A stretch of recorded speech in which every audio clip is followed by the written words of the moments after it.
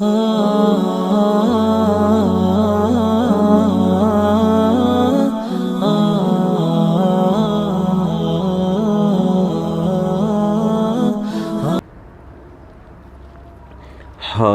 تنزیل الکتاب من اللہ العزیز الحکیم.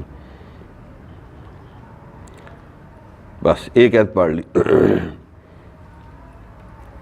بس اس کو دہرائیں پھر تھوڑی دیر بعد کھول کے دیکھا کہ اب میرے لیے قرآن میں کیا میسیج ہے، اب میرے لیے کیا میسیج ہے.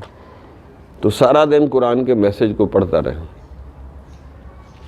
اسی علامہ اقبال نے بھی جل کے کہا ہے، دل سوز سے خالی ہے، دل میں سوز نہیں، روح میں احساس نہیں، کچھ بھی پیغام محمد کا تمہیں پاس نہیں.